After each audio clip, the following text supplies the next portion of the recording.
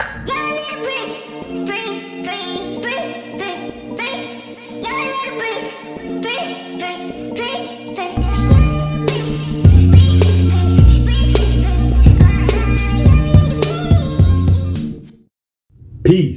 peace, peace, peace, peace, peace. What's good, YouTube family? Thank you for joining me again on my channel. I appreciate having you. You know, I'm always grateful for you. If you're new here, this is going to be an ongoing series that we have been discussing when it comes to the role of certain zodiac signs within the United States of America's natal chart.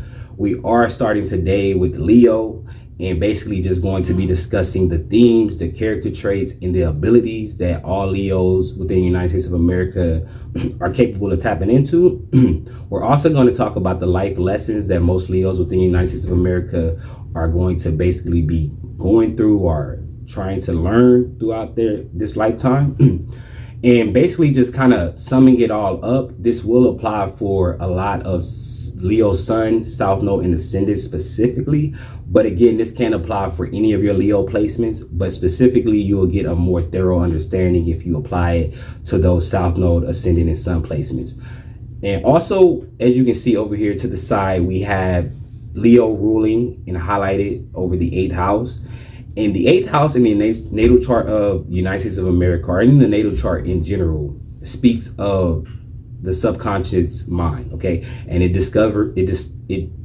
discusses and governs over the subconscious faculties. And this deals with death, this deals with rebirth, this deals with self-actualization, transcendence. So it deals with all the more underground things that are going on below the surface, you know, in life, you know. So it's the subconscious parts of us. The conscious mind is more so the front, but the conscious mind is in the back. And it's going to really help you to kind of understand more of these subconscious faculties that go into life, because we also have the North Node over here in the sign of Leo. And the North Node in astrology is all about your destiny, and it's about where you're trying to head this lifetime. The South Node is always going to be the opposite of the North Node. So in this case, the South Node is in Aquarius. This shows you that within the United States of America, a lot of people are familiar with a lot of Aquarian type things, you know, the South Node also shows you what you've learned, the things you've overcome in the past, what you gained. It's like pretty much your past identity, or just things that you have cultivated, you know, and it's basically the tools that you have right now accessible to you in order to get to your North Node, if that makes sense. So with the North Node being in Leo, a lot of what we're going to be discussing today will apply to Leo Sun, South Node, and Ascendants, but also to the collective, you know. So as I'm wording everything, it will be very dualistic in a way, because I'll be relating it to Leo Ascendants, Sun, and South Nodes, but also more so for the collective as well, because I believe as a collective we can all gain a lot of understanding about life in general if we learn a lot about Leo, you know, in Leo 8th house themes, you know, which we're going to be discussing today. So I hope this meets you well. I hope you understand it. You know, if you want to discuss this more, we'll have definitely more opportunities to do that. We can do it in the comments. You can hit me up on my website, whichever works best for you. So let's go ahead and jump into it. The first asteroid that we have is Ophidius at 1 degrees. Ophidius talks of intuitive processing, instinctive action, concentration, lack of perception. So with Ophidius, we automatically jump into this intuitive type of energy, like this just instinctive nature. And again, this is because we are dealing with the 8th house. So a lot of things within your subconscious mind are instinctual, you know, they're habitual, it's programmed, you know, to kind of automatically do certain things. So with Ophidius, you see that most Leos can be very good with their South Node, Sun, and Ascendants by this degree at intuitively processing things and knowing how to instinctively act. And when you think about it, when you're dealing with something from your subconscious mind, you're not specifically conscious, right, of what it is how you need to move or what you're doing. But with this asteroid specifically, it shows that certain things can happen in life, and Leos can just have this way of just automatically just moving or knowing how to maneuver through it instinctively almost. So it's kind of like you have built up this subconscious awareness in a way to where you instinctively do a lot of things. You are just really in tune with a lot of things, to the point to where you are just like subconsciously maneuvering through life, you know, which is very impressive. It also speaks of concentration, lack of perception. So concentration is more so on the higher end, and it just shows you're able to really concentrate on whatever task you're doing. So it's almost like this person is able to kind of sense what's going on and be hyper aware of it, to the point to where they can figure out, like at the drop of a dime, what actions they need to take, or what thoughts they need to take, or what needs to be removed, what needs to be implemented, you know. So it's a very quick on your feet type of energy. On the lower end, it's a lack of perception.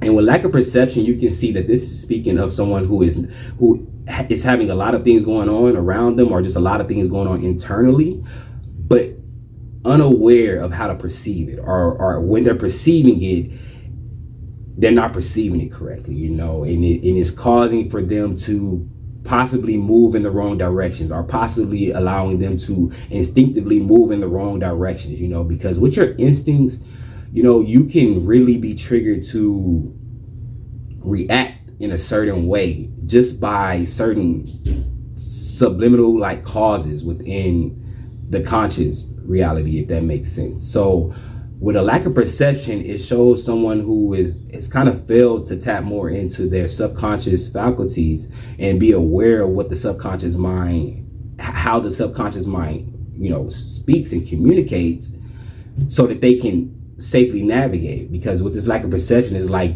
things are probably popping up, things are coming in your face, you know, things are showing up, and you're unable to perceive it correctly. You're just instinctively doing things out of probably fear, or out of like lower vibrations of like, you know, shame, guilt, you know. Those are all the things that can make you go the opposite direction away from basically where you should be headed, if that makes sense. So let's go ahead and go to Algira, the next asteroid, so we can kind of put more of this together. So the Algira, the next asteroid, speaks of subconscious awareness, dualism, deja vu, and false narratives. So again, we see this subconscious awareness thing coming up, and with Algira, it's specifically focused on that, because it shows with Algira that you are someone who can be deeply in tune with the more subconscious parts of life, but the more dreamier side of life as well. You know, it's someone who is able to really get a lot of signs and symbols, and just receive a lot of like notions and just things syncing up within their like subconscious mind, whether this be when you're dreaming, whether this be when you're meditating or visualizing, whatever you're doing. But it's like these same things that you're seeing while you're dreaming or so, you're also seeing them being reflected in your physical reality. So it's someone who is like, whoa, I see, like it's someone who could be like, whoa, I just had a dream about that, or I seen this in my dream, or I was told in my dream when this showed up I should do this. It's like it's a strong sense of subconscious awareness, and it's extremely powerful for someone to be able to tap into that energy like that, because it shows that you are able to pick up on the dualism that is happening within your physical world and within the spiritual world. So you're able to identify the spiritual component within the physical component. And also this deals with deja vu. So this can also show you someone who is just constantly probably daydreaming, or having moments where they're seeing like deja vu moments, or they feel like they've been here before.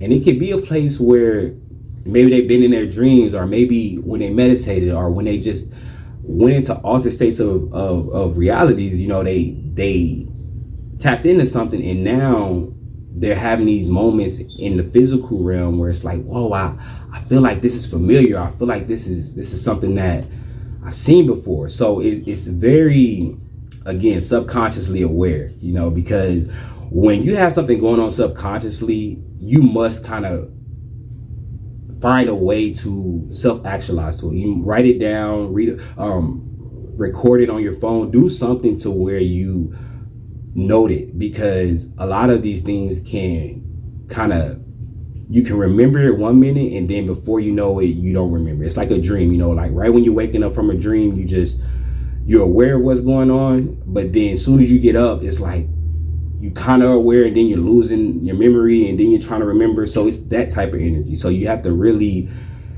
be quick about the message that you're getting, and understand kind of how to put them together and where they belong, because this ties into that Ophidius energy. So understanding how to instinctively like put certain keys and subtle hints that you're getting together in order to know how to move, how to maneuver, because dealing with the 8th house, Leos are dealing with a lot of subconscious energy, and they're trying to maneuver through it, but Leos are ruled by the sun. So this shows that they have this ability with this big, bright light energy to move through this energy, and we'll get into that deeper into the lessons. So let's go ahead and get into the next, lastly, I wanted to speak on Algebra, the false narratives. So on the lower end, when it comes to Algebra, it speaks of false narratives.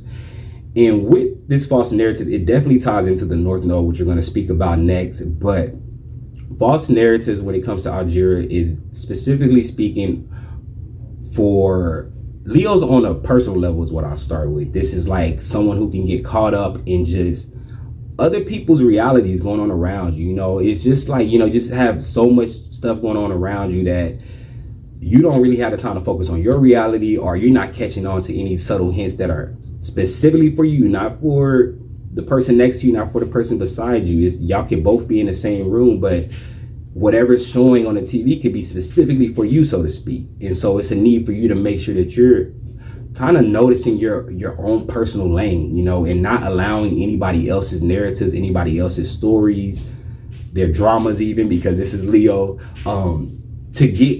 to bombard you to where you're not even recognizing yours anymore, because that can cause you to lose a lack of perception as to what's going on. And on a collective level, I see false narratives with Algebra speaking of a lot of the entertainment that we receive in the United States of America. A lot of the entertainment that we receive is algorithmic, meaning that it's kind of programmed to come out a certain way. And I noticed that a lot of it can really make a lot of the masses more like hypnotized, because that's how I feel about it. And it's like to the point to where they can be so engulfed and so, involved in whatever is being relayed or on the screen, being projected on the screen, to where they don't even realize their own reality. They don't even realize where it is they're trying to go, because of all the attention and awareness that they're giving to someone else's narrative, So let's go ahead and go to the next asteroid. Well, the North Node isn't really an asteroid, but it is at 6 degrees Leo, and it speaks of on the higher ascension through enlightenment, devolving, cosmic reinstatement, inversion. So this is huge when we get to the North Node, because the North Node, again, like we discussed at the beginning, is something that applies to us on a collective level. And so ascension through enlightenment shows that we are able as a collective to reach a point of enlightenment, and I like to think of this one as, if you pull up the emotional spectrum for humanity, it shows you that on the bottom level, or the emotional spectrum, not even for just humanity, just the emotional spectrum, it shows you on the very bottom, I think it's shame, guilt, and fear. This is the lowest emotional vibration we can vibrate on a personal and collective level. And then on the higher end of that, it shows enlightenment, So with the North Node, it's showing you that as a collective and personally, we can reach a state of enlightenment.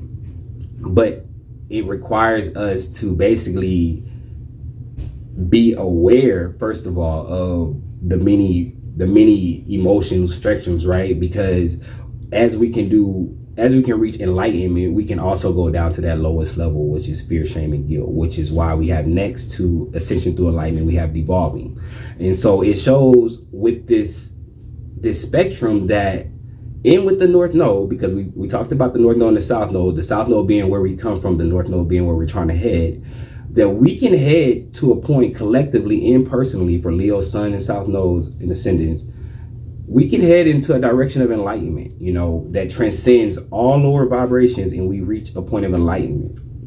Or as a collective, we can go down the opposite direction and we can devolve, and we can go towards fear, shame, and guilt on a collective level and on a personal level for Leo, South Nodes, and ascendants. So it's very crucial with the North Node here that we recognize that and understand that life is it has polarities, it's dualistic, and we kind of are all in this together, so to speak. But I think this is very fitting for Leos, because Leos have a way of, especially with Leos around their Sun, South Node, and ascendant at 6 degrees, it's almost like you have this capability to shine a light, to be a guiding light for the collective to get towards the North Node, to get towards their destiny. And this can help people on a personal level. So you can help individual people through your creativity, through your expression of yourself, and also through on a collective level. You know, you can be put in a place on the world stage, even because Leo rules that celebrity fame type of energy. So you can be even on the world stage and be someone who has this obligation, or can have this obligation to help people reach enlightenment. But again, like I was speaking about the celebrities and how, or not just the celebrities, but just entertainment in America, how it can basically distract everybody from their narratives and hypnotize them into these different narratives and stuff. I believe that's how we can devolve as a society, because I feel like I've witnessed it as I've gotten older, just seeing how things have affected me and other people around me. It's like the more attention you pay to like certain narratives that especially are detrimental, or, you know, you may not even know the what's really going in behind a lot of these things that we're seeing, that we're entertained by. But those very same things, if you're unaware of it, it can lead to us devolving on a personal level and on a collective level. So it's extremely important here. We also have cosmic reinstatement. So cosmic reinstatement is speaking of some very, very, very deep stuff. But to say, to break it down, it shows us again how we on a personal level can evolve into enlightenment. We as a collective level can evolve into enlightenment together. And then we as a cosmic, you know, like cosmically, we can also get to enlightenment. And I like to see this as it's an infinite cycle upward, you know, and downward, you know, it's infinite. Life is infinite. You can continuously grow, you continuously evolve, you know. And then you also have, though, the opposite that can happen. It's like that China doll, you know, it's like they keep jumping out of each other and it gets smaller and smaller each time, and you're going down and down. So you can go the opposite direction. And so with cosmic reinstatement, I think of this as as a collective. You know, we've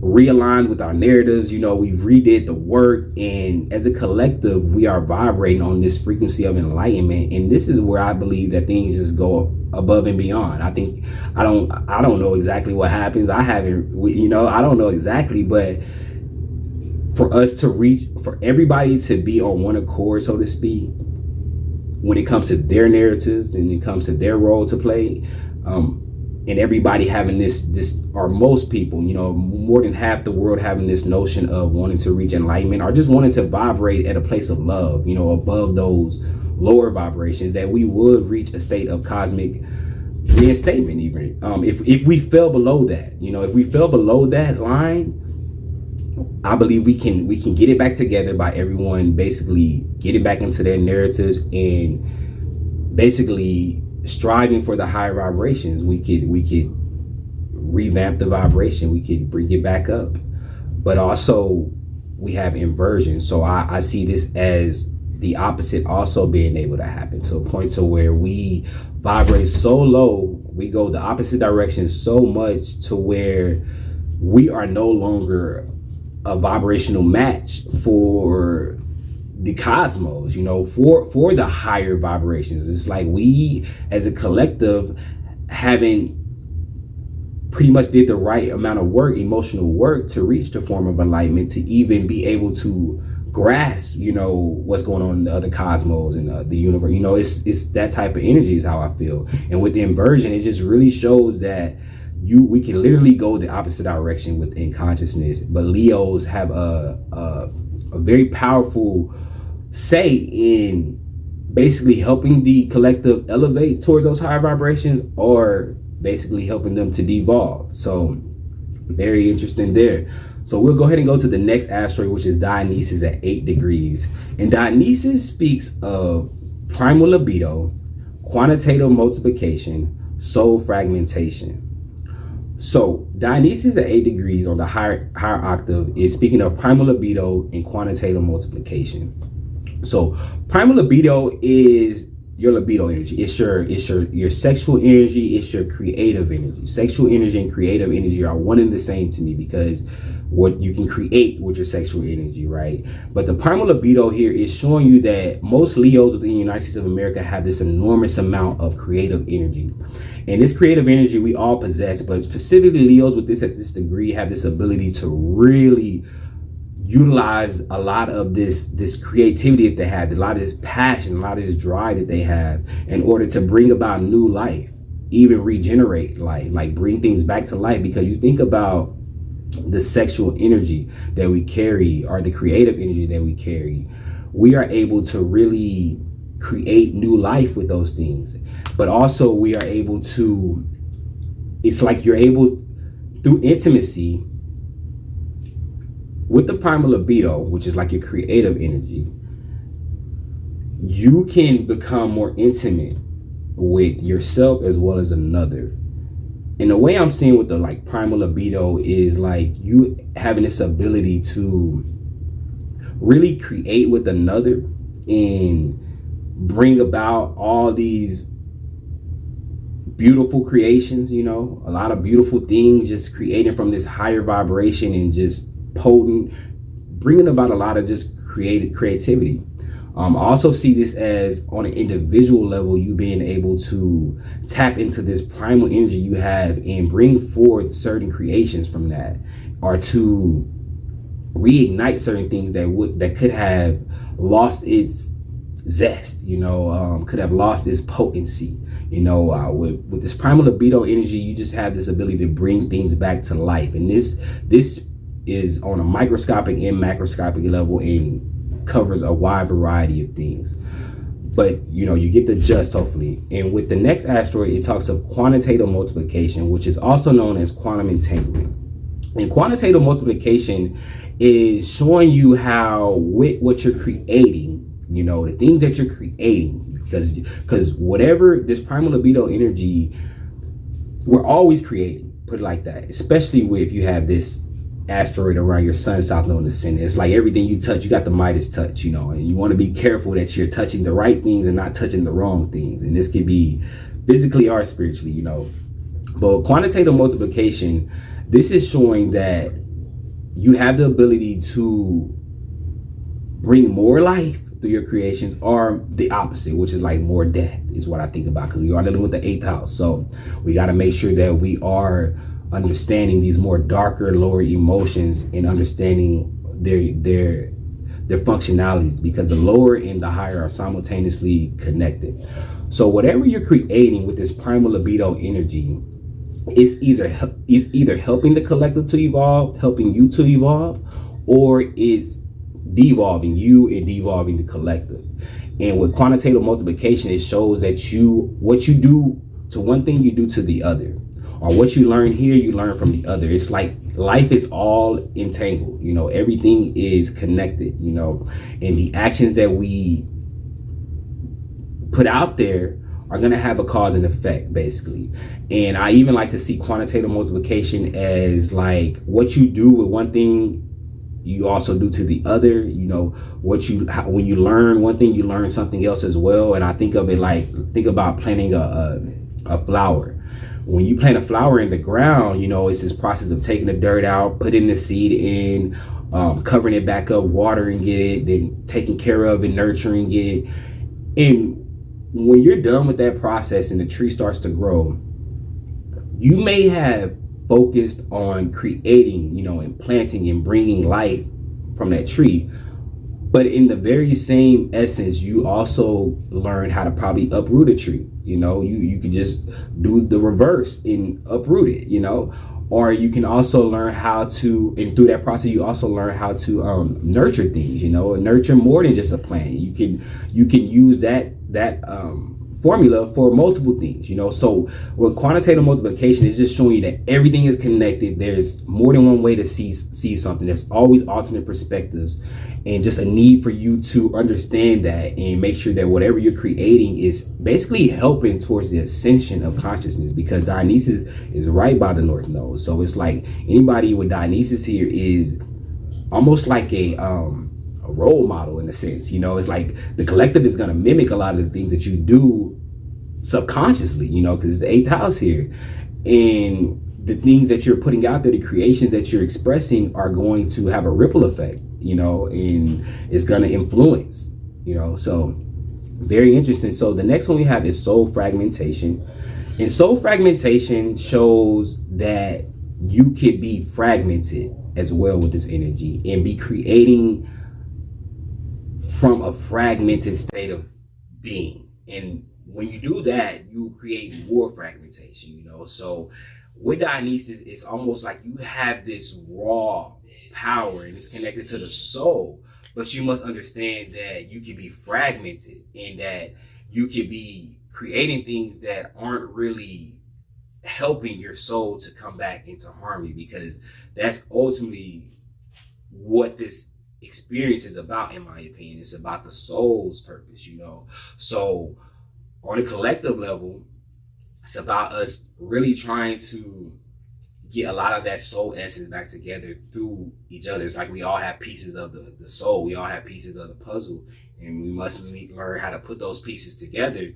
so that we can collectively ascend. But this is also occurring on a personal level with Leo's sun, South Node, and descendants. You must learn how to really put yourself back together again, and then understand the most intricate parts of yourself, so that you can understand where they go and where they don't go and what needs to be removed. It's like a mixed around puzzle piece that you got to really learn how to put back together. So it's very, very, very interesting, and it does show a lot of soul fragmentation. So Hopi is the next asteroid that we have, and Hopi speaks of soul resonance on the positive, ancestral inheritance, psychological ambush. So Hopi, speaking on the higher, is soul resonance. So we did talk about the soul briefly with Dionysus, but with Hopi, it shows you that you are someone who is picking up on the soul resonance around you. You're aware of the little notions, the signs and the symbols that are popping up, because you did the inner work and you paid attention to the signs and the symbols that have relayed themselves to you, to the point you're able to now put things together and able to see, oh, this is supposed to go here, this belongs here. It's almost like you are looking at all the pieces now, and you're not just working with what you got, you're actually rearranging things and creating, new forms with these pieces that you have, these fragmented pieces that you may have, so it's someone who can really pick up on a lot of signs and symbols that are going on around them. Also, it can deal with ancestral inheritance. So it can show as well a lot of inheritance that you have gained from your ancestors, or just understanding the ancestral energy that is always present, understanding your ancestors and understanding the life that they lived before they passed off the baton to you, is what this asteroid is pointing towards. And you can really tap into a lot of the things on the positive end that your ancestry may have experienced, and be able to pick it up and keep going with it, or keep growing it, or keep evolving it to the higher vibrations type of energy. Also, though, this can deal with psychological ambush. And psychological ambush just shows someone who has basically been ambushed psychologically with just a lot of information, a lot of emotional energy, just someone who has so much coming at them. And it could be a lot of stuff that's coming back from past ancestry, from past timelines, but you could be unable to understand what's going on. And then not only that, in the United States of America, it's almost like we aren't really educated on a lot of this ancestral activity that's happened in the past. Not all of it. It's like we have to self-educate, you know, and the things that we do find out are just like bits and pieces. So I see this as someone who just hasn't gained the necessary awareness and has basically been psychologically ambushed to believe the opposite, or to just go off against it and not really follow it correctly. So it's very psychological again, and it can deal a lot with you just going back to Phidias, not being aware of your subconscious mind and not being aware of the subtle signs that are being presented to you, because these can be signs coming from your soul, you know, basically, and trying to help you to be guided throughout, you know, all of this dark, murky waters, because the 8th house is very dark. It can be very cloudy. The subconscious mind is very, very, what do you call it, abstract. So it's like a lot of things are dealing with signs, symbols, you know, repetitious energy, repetitious patterns, you know. So with Hopi, you want to make sure that you are able to, you have gained the knowledge, right? So that you can integrate all of these signs and symbols and things that are just popping up literally everywhere. You know, it could be popping up on the TV, you can be hearing it in music, hearing it in entertainment. You can open a book and it's something there again. And it can even be that energy of like you're constantly getting the same message, constantly getting the same sign. You're just seeing all these repetitious signs and you're like, what is it saying to me? You know, and you have no idea what it's saying, and it almost has the reverse effect. You feel almost like psychologically ambushed, or like you're going a little crazy. So you just kind of lose it a little bit. So you want to be careful with Hopi there. Also, the next asteroid is Hygeia at 25 degrees, which deals with extraction, purification, and putrefaction. So with Hygeia, this is a very purifying asteroid, and it's one that it deals with more of your spiritual hygiene. And with extraction, this is talking about extraction certain consciousness, and how I see that is like altering. You can alter your beliefs. You know, there's a way to alter your beliefs to the point to where you are basically able to extract what isn't needed, you know, what doesn't benefit you. And these can be beliefs that you grew up on. These can be traditions that you were raised on. This can be anything, you know, but it formed a belief inside of your head. And with Hygeia, or it could even be just something that you just have always believed. But with the extraction, you can extract certain things. You can alter those beliefs. You can alter those thinkings, those patterns within your subconscious mind. And it basically just goes back to the subconscious mind, because you can alter the subconscious mind through the same ways that the subconscious mind is communicating you. So you can alter it as well through signs, symbols, repetitious patterns, you know. So extraction is showing you that Leos with Sun, South Node, and Ascendant around this degree have an ability to kind of help people in themselves to alter their belief systems in order to make sure that it's in alignment with their highest heart's desires, that it's in alignment with enlightenment, you know, reaching the higher vibrations, because that's how you basically purify your consciousness, and that's how you purify yourself on a psychological and a physical level. Okay, but on the negative, this can point to putrefaction, and putrefaction is the process of decay. So to purify something is to bring it back to life. It's like to remove the toxins, remove the poisons. But to putrefy something is to basically inject a poison, or to inject something that's going to cause it to lead itself to destruction. So that is Hygeia on the opposite end. You could basically have these belief systems, or it could be something going on psychologically and or physically that's causing you to break down, causing you to decay. And like we spoke about with Dionysus, quantum entanglement or quantitative multiplication, you can, if you decay or you start to basically misalign, like mentally, then this is going to also affect you physically and emotionally. If you misalign, you know, psychologically, it's going to affect you physically. Physically, it's going to affect you psychologically, because everything is connected, you know. So putrefaction just shows that you can have a faulty belief system, and it's messing with your emotions and it's affecting your body. Or you can have a emotional reaction to certain stimuli that's happening in the external world, and it's messing with your thoughts and it's messing with your physical body. Or you can even have something going on physically. You can have a defect or something going on physically to the point to where it messes with you mentally and emotionally. So it just shows you how it's all connected, and how you really want to make sure that you're paying attention to both the psychological parts of your health as well as your physical health. You know, your spiritual hygiene and your physical hygiene are extremely important if you have Leo, South Node, ascendant around 25 degrees of Hygeia. This can, okay, so also the next asteroid is Clotho at 26 degrees. So Clotho at 26 degrees on the higher end speaks of theoretical determinative in inception, which inception is kind of like in between to me. So theoretical determinative to me is someone who has basically went inward to do the work, and they've actually even set with their emotions, they've set with their subconscious mind, their conscious mind. They've really looked at a lot and weighed out a lot to the point to where now they have this theoretical determinant. They have this way of seeing all the routes that they could possibly take.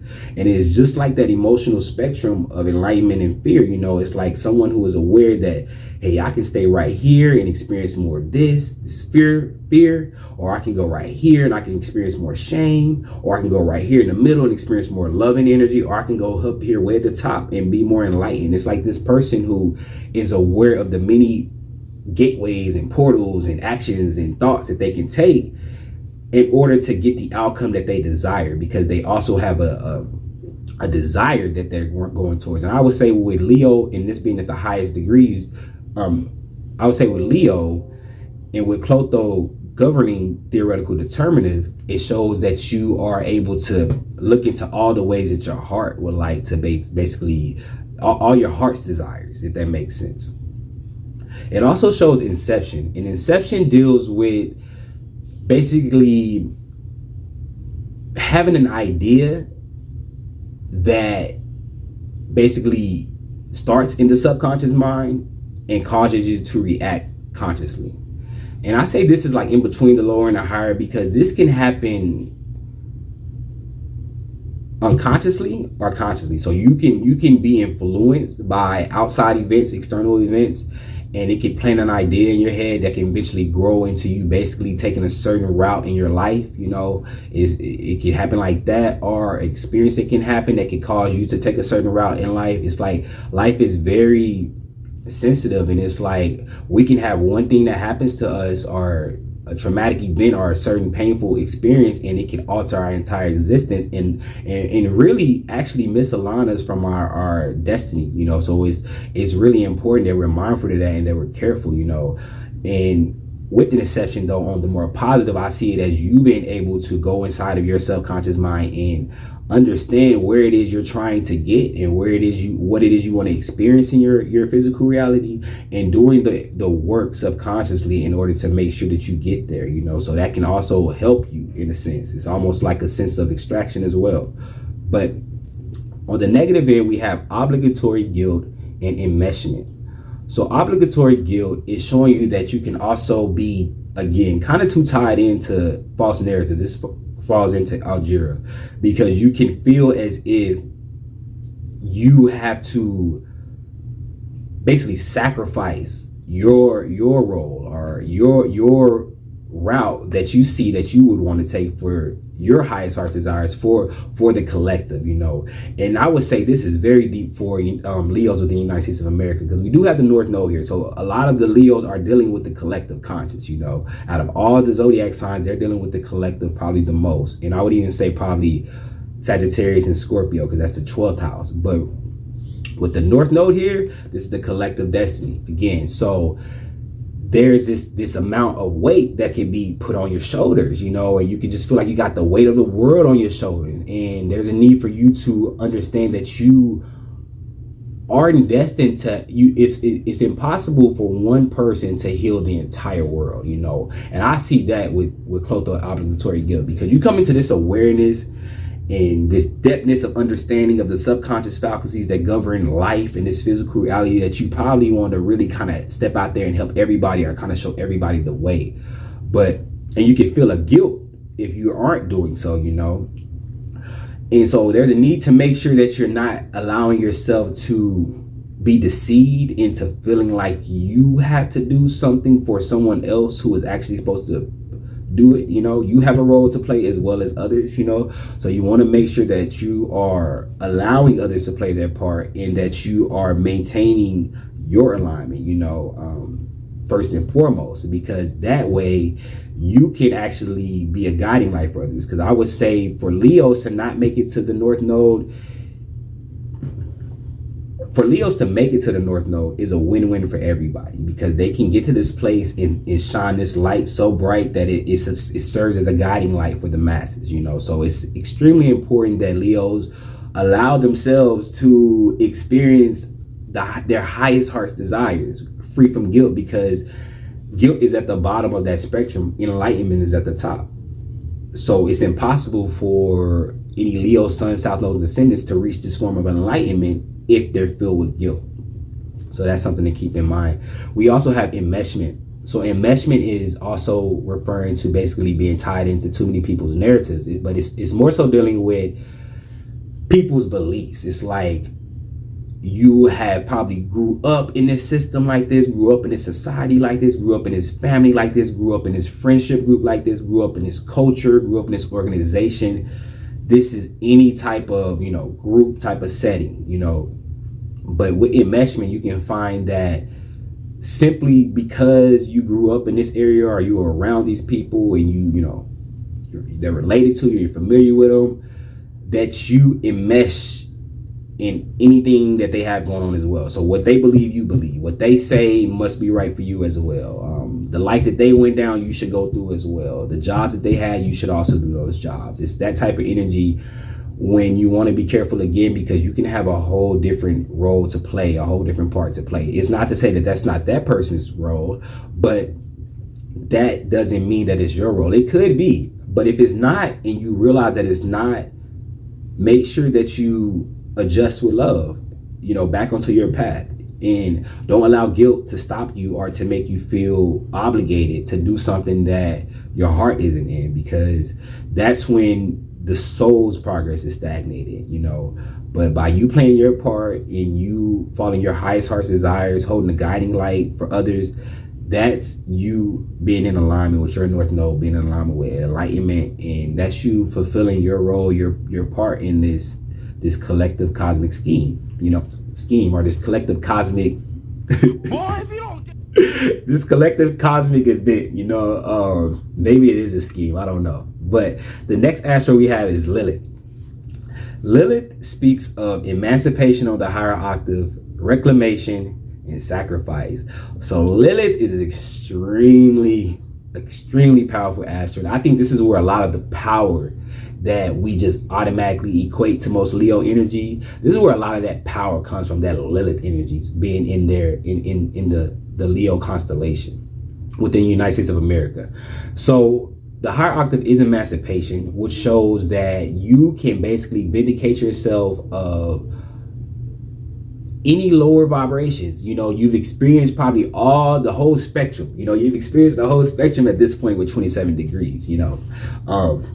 But you've reached a point of enlightenment to where you can transcend those lower vibrations. You realize that it's what it was needed for you to get to the top. It was like without the contrast of those lower emotions, you wouldn't be able to appreciate the contrast of these higher emotions that you're now experiencing. And at that point, you begin to emancipate yourself. And you begin to understand what this is and what it was and why you went through that, why people were your enemies, why you felt like that, why this had to happen. It's a higher perspective on a microscopic level, you know, so on a macroscopic level, you know, of the microcosm, you know. Very, very, very powerful. Also reclamation. So with Lilith in the mythology, it was known as her abandoning or basically rebelling against the natural order in some type of way, and basically then deciding, basically forfeiting, you know, sacrificing what was hers because of external things going on. So with the reclamation, I see this as you also reclaiming yourself, reclaiming your sovereignty, reclaiming your throne, reclaiming your consciousness, reclaiming your home. You know, this is a very, very deep one. But as we talked about with the North Node, cosmic reinstatement, you know, and then we also know Leo governs the heart, and home is where the heart is, you know, in my opinion. That's a very powerful quote, because it is where the heart is. I mean, home is where the heart is. So reclamation to me is more so reclaiming your heart, which is your throne, which is connected to your soul, which is connected to the creator of the Most High, the creator of this universe, the creator of everything, you know, the source of creation is what I'm trying to say. And reclamation can allow you to realign with the source of all creation, because as we talked about with the North Node 6 degrees, we can totally, on a collective and personal level, misalign with the natural order of the cosmos, which is in sync with the source of creation. You know, we can become out of touch with nature, out of touch with reality, to the point we're in this more box of electronic frequencies, because Aquarius is on the opposite side with the South Node. That's technology, that's higher awareness. You know, we can put ourselves in a box with all this technological interference, you know. So you want to make sure with Lilith here that anything that's yours, or anything that you feel is destined for you, or just anything that you felt you couldn't have, maybe out of guilt or shame or fear, that you reclaim it, because fear, shame, and guilt are the lowest vibrations, and it's illusions. You know, it's necessary for us to experience so that we can know what we really want when we get to these higher vibrations, you know. So reclamation to me is understanding, it's like reclaiming something that you probably were once too fearful to even go towards, or reclaiming something that you once were too guilty to accept, or reclaiming something that you were too shameful to accept. You know, you didn't feel worthy or something, you know. So it's very, very, very intense, you know, and they can apply on so many levels here with reclamation. So apply it where it fits, but it definitely is the act of you reclaiming something that's been your birthright, reclaiming something that's been always yours, you know. The last for Lilith we have is sacrifice. So sacrifice is speaking of, I wouldn't say this is necessarily negative, but it can apply to both. Sacrifice is showing with Lilith that there are certain things that you may need to let go of on a higher octave in order to reclaim things. So you may have to let go of lower fears, lower shame, lower guilt, lower egoic behaviors, right? And that's not so much of a negative sacrifice. That's a positive sacrifice. You know, that's something that you want to get rid of so that you can have more of what it is you really desire, because ultimately you don't desire what it is you're having. So it's okay to sacrifice that, because you're going to get what you want. On the negative though, you can see this as just sacrificing what you're truly meant for,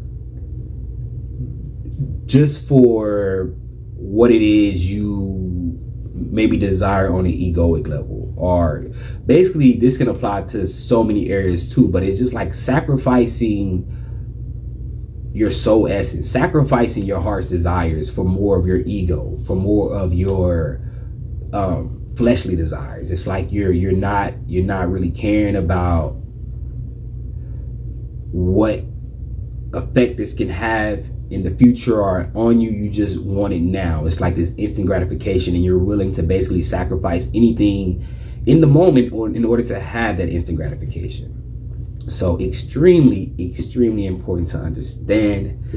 So without further ado, let's go ahead and keep going to the next and first life lesson. So life lesson number 1 is the process of alchemy. The 8th house is ruled by Leo on the natal chart of the USA. The 8th house deals with the psychological and physical processes of alchemy, such as self-actualization, transcendence, separation to wholeness, degeneration to regeneration, negative to positive, death to rebirth, etc. The ego and the heart experience both pain and pleasure while traversing the darkness of the 8th house in order to obtain inner and outer authority. Pain and pleasure are synonymous, as they both trigger the release of dopamine. Experiencing an imbalance of pain and or pleasure can lead to negative thoughts and perceptions that create unnecessary suffering. Although suffering usually accompanies pain, you can suffer without experiencing pain. Your thoughts can anticipate a negative event or symptom in the future, causing you to suffer prematurely. A healthy balance of pain and pleasure leads to a positive perception of the world, helping you to embrace more passion and purpose. A lesson Leos must integrate is how to use pain and pleasure to control your life versus pain and pleasure being the controlling force in your life. Create healing routines that support the cultivation of your inner light. The first process towards alchemizing pain is understanding the message the pain is relaying. This takes you beyond the experience of the pain itself. The more you analyze your emotional responses to pain and pleasure, you will become stronger at viewing all negative and positive experiences from a balanced place. We appreciate positive emotions more with the contrast of negative emotions. This applies as well when experiencing pain and pleasure. So life lesson number 1 for Leos is understanding the process of alchemy, which is extremely important, all right? And basically everything we've been discussing has been talking about these more under the surface themes that you have to really dive deep into your inner being in order to understand. It's not really so, you can only do so much with the outside world when it comes to your subconscious. It's a lot of inward work that needs to be done. And with this, you also see that the 8th house is showing us all of the different psychological notions that go into alchemy, that go into transformations.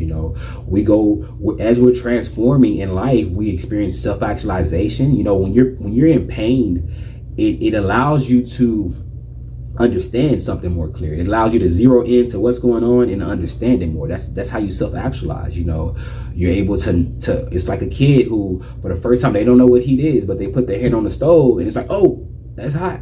And now basically for the rest of their lives, they're going to know that stove, when it looks like that, when it's hot or when it feels like it's hot, it's painful. They're gonna understand that. And that's not a bad thing. It's self-actualized. It probably hurt, so that sucks for the kids to have hurt themselves, but they needed to understand that, so that they don't do something else that's even more drastic. They need to self-actualize to the point that this is pain and this is they just need to self-actualize. All right. And so pain can do that for you. Transformations can do that for you. Alchemy is all about self-actualization. Alchemy also helps you to transcend certain things. So alchemy is how you turn one thing from another and then the other to another. It can go both directions. You can transcend it to something higher, like we spoke of, enlightenment, or you can transcend it to something lower. It also deals with separation to wholeness to separation. So it goes both ways: degeneration to regeneration, negative to positive, death to rebirth, rebirth to death. These are all processes of alchemy. And throughout these processes, there's an enormous amount of emotions that are felt. That entire emotional spectrum is felt throughout this process.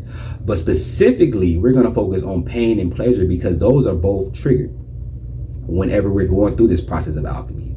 Those are the base emotions that are triggered, or the base stimuli that are triggered, and then from these pain and pleasure, we equate certain emotions and thoughts to it. So when this kid first put his hand on the stove, it was pain. It wasn't pleasure that he felt from that, because the shock was automatically, the dopamine that were released was for pain, and he had emotions that he started to associate with that. I'm sure, oh, that's hot, I'm not touching the stove, I probably don't want to be in the kitchen, and anytime he probably sees that on, his emotions is going to kind of like probably tense up a little bit until he kind of gets to a point to where he understands what that was and gets older, and he, then it won't be it won't have such an emotional reaction on him. But all in all, it is showing you how going through this process of alchemy and experiencing all these emotions, and that we must really understand how to throughout these emotions to equate the right things with pain and the right things with pleasure, and understand that a lot of these experiences that are happening through alchemy are natural. It's just how we're perceiving it that is going to decide whether or not it is, something that we can handle, or how painful it is or how pleasurable it is, So life lesson number one is just simply diving deep into all the notions, dive deep into what separation into wholeness looks like, dive deeper into degeneration to regeneration, dive deeper into what negative to positive to negative looks like, dive deeper into these notions so that when you experience them, you can understand more of what is happening throughout this process of alchemy, throughout this 8th house, because we're all destined to alchemize, and alchemize through this experience. Okay, the next life lesson, number 2, is alchemizing pain into pleasure. And I gave 7 exercises that can be performed for the collective as well as on an individual level for Leo, Sun, South Nodes, and Ascendants. And this is just some steps or some exercises you can keep in mind, or you can try to perform, throughout your next experience with any of these things, and just see if it helps, to really shift you from pain to more pleasure, when it comes to just your life in general, the overall quality in your life in general. So the first exercise is conscious awareness. Awareness allows you to gain control of your reality, both in the physical world and in the dream world. Keeping a mental note of repetitious signs, symbols, patterns, and synchronicities can help in gaining awareness. Awareness begins by examining the spiritual component within the physical component. The subconscious mind, aka the dream world, allows the ego and the heart to traverse through altered states of consciousness, gaining access to all of creation and beyond. Commit to actively living from a place of conscious awareness by setting intentions and scheduling time on your calendar to connect with your inner soul's guidance. Breathing exercises, affirmations, meditation, prayer, and/or journaling are great ways to alleviate stress, helping you to feel you are healing instead of suffering unnecessarily through the process of alchemy. So gaining awareness throughout painful experiences, or just throughout any type of transformations you experience when it comes to this 8th house, can really help you understand that experience better. So definitely just gaining awareness, conscious awareness is number 1. Number 2 is examining your reaction to painful and pleasurable stimuli. Throughout the process of alchemy, pain and pleasure will arise internally and externally. How you react psychologically will simultaneously cause you to react physically. The ego is being programmed through our actions and reactions as to what experiences we find painful and pleasurable. Breath-focused exercises and meditative practices can allow you time to examine your emotional reactions to pain and pleasure in the present moment. Contemplating genuine and open questions can help you disengage negative, addictive behaviors associated with pain and pleasure, allowing you new ways to maintain balance in the present moment. Acknowledge your reaction emotionally and physically. Is this how you would like to react, or would you like to react differently? If so, write down the reaction you desire and how much pleasure you will reap by stopping the old habit or reaction. Also, write down the pain associated with continuing the emotional reaction or habit. Work to instill the discipline needed, adjusting with love. So definitely examining your reaction to certain painful and emotional stimuli as you get older, just in life, is going to really help you to shift whether this should be still be something that you relate to as being painful or as being pleasurable, because it does stem from your thoughts with the amount of pain or pleasure that we perceive we're in or having. Okay, so the next exercise is number 3, alleviating psychological suffering. Psychological suffering includes mental agony, mental pain, emotional pain, psychic pain, social pain, spiritual pain, and soul pain. The ego is a necessary component for human functioning, as it can help you gain a wider perspective on the world as well as make you aware of danger. Pain depends on how much danger your ego thinks you're in, not how much danger you are really in. The ego can produce pain when there is no message of danger. The expectation of pain, or the belief in having an injury, is enough evidence to cause the ego to feel threatened. The ego shies away from discomfort and instinctively gravitates towards pleasure, for better or worse. Practice shifting your awareness from the future to the present moment by questioning your thought patterns throughout the process of alchemy, helping you alleviate psychological suffering. So this one's very key because we see here that a lot of suffering that we experience is psychological, you know, and I kind of named off the forms of different forms of suffering that we experience as a result to certain painful stimuli that we perceive, you know. So it's really important with this asteroid or with this exercise, that you understand that a lot of suffering that we experience is influenced through our mental and emotional bodies, you know, versus the physical more so. So you really want to deal with the mental and emotional so that you can really understand how to grasp things physically, you know, because a lot of suffering, it may seem like it's physical things that are doing it, but in all reality, it's the emotional and the mental bodies that are doing that. All right, so let's go to the next one, is accepting pain. Pain is a necessary stimuli that initiates physical sensations and behavioral patterns that narrow the attention to oneself, assisting in the process of self-actualization. Understanding the nature of your personal pain can help you find meaning and acceptance behind painful experiences. Spiritual and religious frameworks can also help in generating more positive emotions in response to painful experiences. Although discernment is required in the USA, as religion, politics, education, drugs, and alcohol can be weaponized to induce chronic pain as well. Becoming more aware of how the ego and the heart respond to pain throughout the process of self-actualization can help you accept, surrender, and transcend pain. Most emotional burdens and traumas can be healed by gaining awareness and clarity by going inward. Awareness is automatically achieved when we accept what is.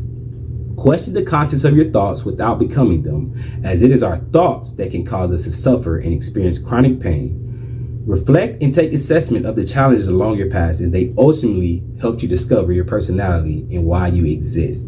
So a lot of the pain, again, is governed by our thoughts, and it's our perception, you know, and a lot of things go into that too. So the first step is accepting that you're in pain, and then that allows you to tap into these neural pathways of where it rooted from and where it stemmed from, so that you can alchemize that pain into pleasure. So the next exercise we have is number 5, which is retracing the patrilineal and matrilineal lines. Hundreds of secret society organizations were formed during the founding of the USA in 1776. As the present is connected to the past and future, learning about past history can educate you on how to react in the present moment in order to navigate the physical world in alignment with your soul's purpose. Chronic pain can alter DNA and can be passed through generations, retracing the patrilineal and matrilineal lines through visualizations, meditations. Let me back up. Retracing the patrilineal and matrilineal lines through visualizations, meditations, and observing the primordial wisdom rooted in nature can be vital in unearthing your identity. Analyzing past successes, challenges, and traumas your ancestors experienced can preserve ancient teachings. It can also help to educate future generations to come on what role to play, how to lead, and which routes to take are cut off through the process of alchemy. So this one is very important because it shows you just literally retracing the patrilineal lines in your family and the matrilineal lines in your family can help you understand the life experiences that those that came before you, your ancestors, that they experienced.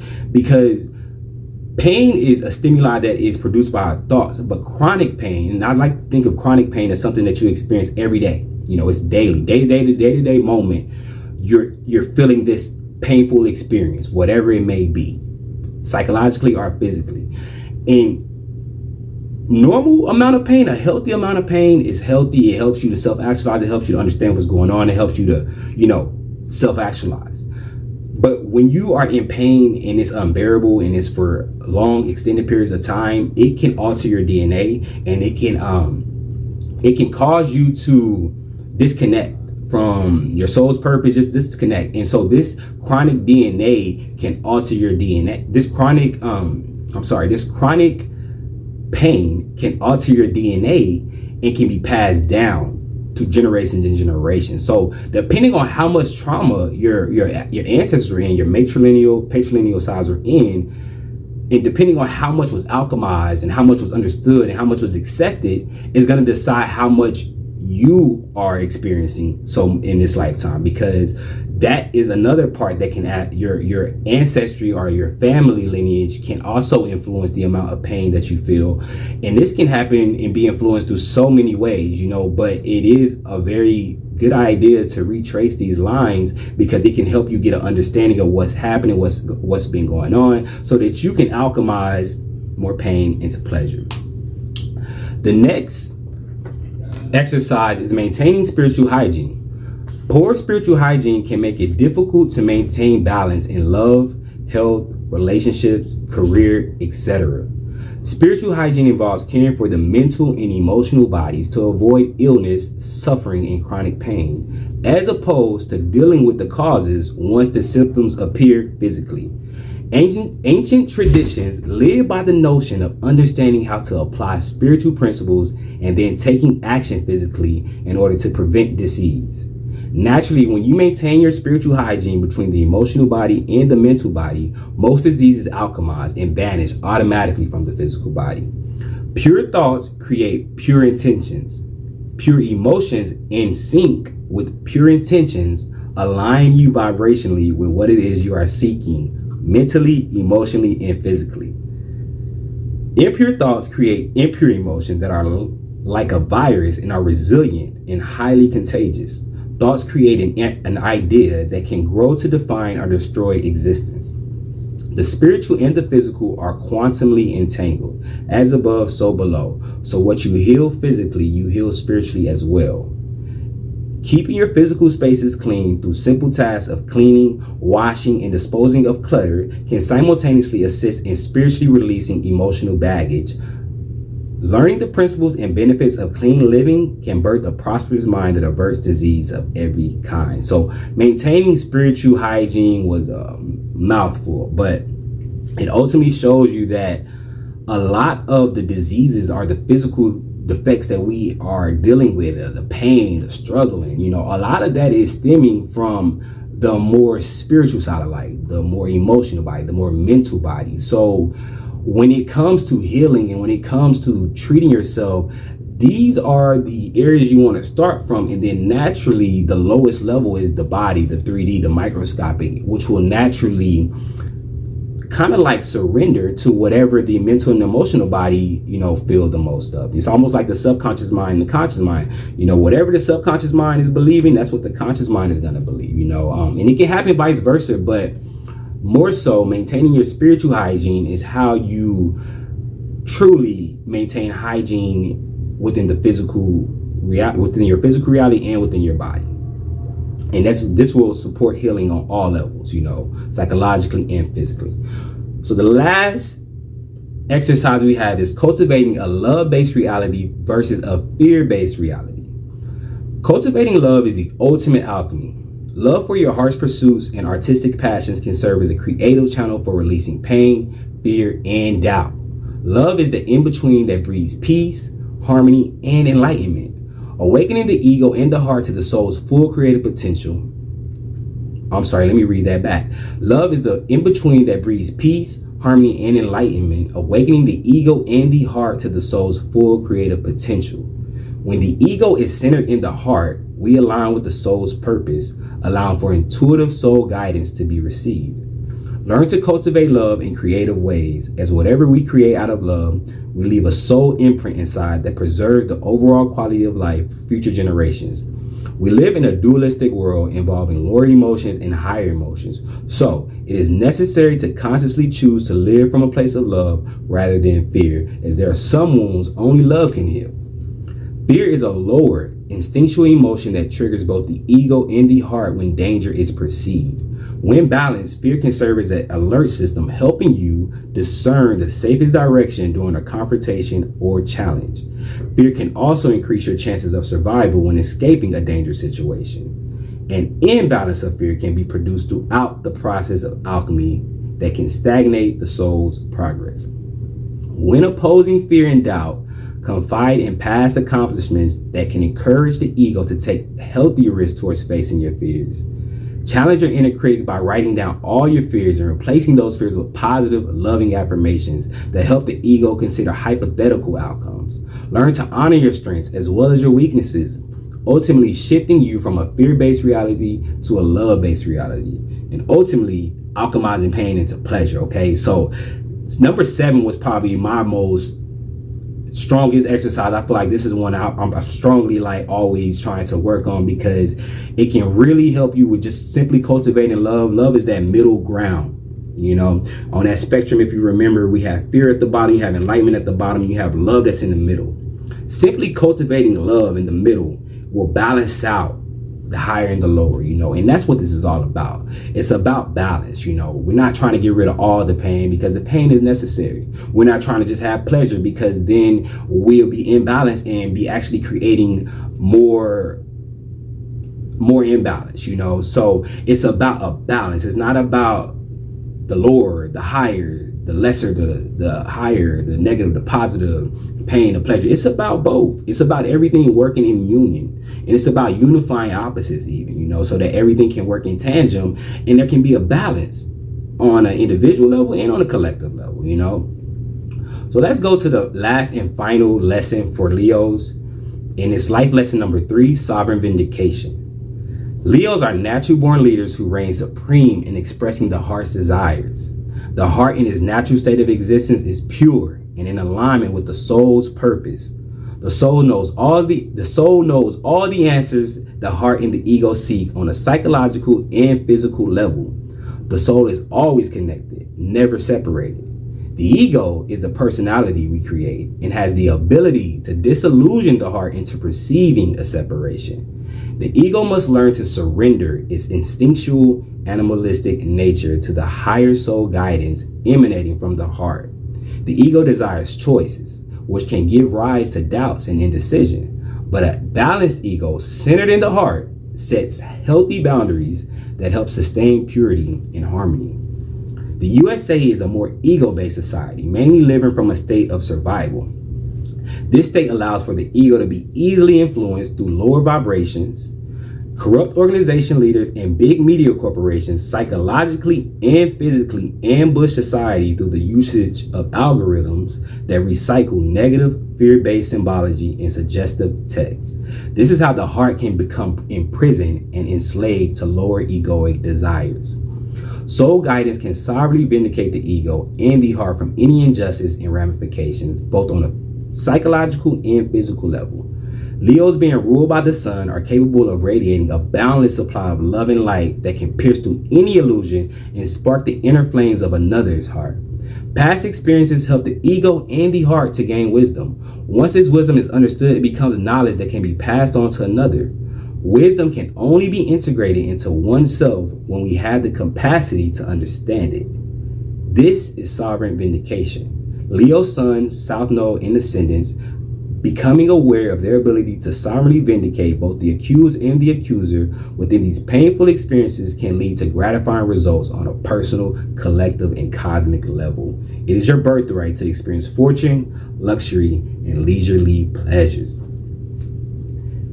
And then we also have the lower manifestation of this Leo energy within the USA is slavery, reverse psychology, the fear of death, misuse of money, misuse of technology, ethnic cleansing, gender bending, genocide, division, plagiarism, racial capitalism, forceful removal and colonization of indigenous lands, religious controversy that enforces division and separation, electronic interference, blood sacrifices and violent crimes against nature, electronic interference, infectious man-made diseases, environmental pollution and degradation, alcoholism, conscious sedation, transcending consciousness towards descension. The higher manifestation of this Leo energy within the USA is safety, salvation, organization development, heritage identity, a role model, royalty, spiritual oneness, receiving intuitive soul guidance, emotional reassurance, self-initiated transformation, supportive technological inventions, universal remedies, upholding moral values and spiritual boundaries, transcending consciousness towards ascension, managing the fair distribution of power, order, and balance, successfully regulating through the cycles of life, ancestral activity, and subverting oppressive restraints. This was a mouthful. This whole Leo was a mouthful. And I think that was mainly because we have the North Node there. So a lot of this information is information that has been needed in order to help people to progress forward to their destiny. So a lot of it we see here was about implementing in alchemizing from a state of lower vibrations to a higher vibration, and then balancing those two extremes in order to sovereignly vindicate yourself, you know. And with this sovereign vindication is the notion of literally coming from a higher and lower place and realizing the in-between state. It's the heart and the ego working together, but both experiencing the extremes, you know. It's ultimately the soul's purpose being fulfilled. Is sovereign vindication, you know. And this is the ego and the heart working in harmony, you know. So sovereign vindication is really huge because a lot of Leos within the United States of America, by them simply working on themselves, healing themselves, shining their light, finding ways to cultivate more love in the middle ground, is going to shine another guiding light for another Leo, but also the collective. And it's gonna, in that process, that light through that expression is going to sovereignly vindicate, you know, all types of injustice and ramifications, you know. People, and I see this is like, this can go somewhere from, as we said on the negative, like this can be fighting injustice that are going on with crimes against nature, you know, on a collective higher level by Leo standing in that power. This is what can be sovereignly vindicated. Anybody doing crimes against nature, you know, they have the ability to kind of shine a light on that and get that vindicated. Or this can even be like on a smaller level, you know, and it could be someone who has probably experienced so much painful experiences, lived in such a fear-based reality forever, to the point to where that Leo standing in their power, shining their light from their creative passions or endeavors, however they're finding a way to shine that light and to cultivate it, can sovereignly vindicate this person over here who hasn't probably ever had that thought to think like that, or the ego hasn't never allowed it to really hypothetically think that there could be another reality to experience. Or it's even that notion of when we go through traumas as with kids, because 8th house is dealing with traumas. Leo is the inner child, you know, so to speak. So you can see this as well with dealing with inner child wounds. And a lot of times when we get inner child wounds or traumas, whatever happened, you know, we don't leave that vibration. So we can get older, you know, but like, let's say at 6 years old, we got jumped by a whole lot of people. You know, we got jumped by about 5 boys or something. Let's just say the scenario. And so now you're traumatized at school, you know, or let's say you got jumped by five people at the park. And so now you're traumatized, and this happened when you were like 6 years old. So now you don't go, or maybe 10 years old. 6, you probably there with your parents. They shouldn't allow you to get jumped. But let's say you're 10 years old and you got jumped, and now you're traumatized. And like now, that pain you associate with the park, and you don't want to go to the park no more. And every time you see park, you think about that experience. And like, let's say you even got like a wound from it, so the wounds start to hurt every time you see the park. It's just like, it just brings back all these memories, because that's where pain is stored in our memories, you know. And so you'll see that this person basically never grows older than 10 when it comes to certain scenarios, okay? Or that this wound that they got with 10 is now how they navigate life, you know. A better example is almost like having a cut on your arm, you know. Let's say you got a big gash on your arm and you've had it for, let's say, a month or so, and you're scared it hurts really bad, but you don't want to get any alcohol on it because you know that hurts too. So you rather kind of like maneuver around your house and life and work with like protecting the arm, making sure that it just doesn't get hit, instead of putting the ointment on it, you know, because it's gonna hurt too.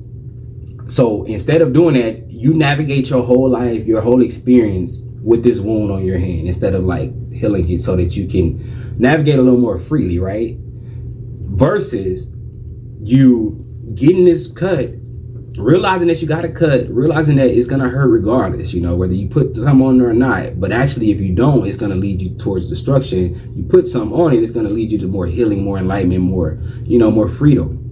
So you put the healing on, and you douse it on there, whatever. It's hurting you, burning you, screaming you, that's pain, da da da da da.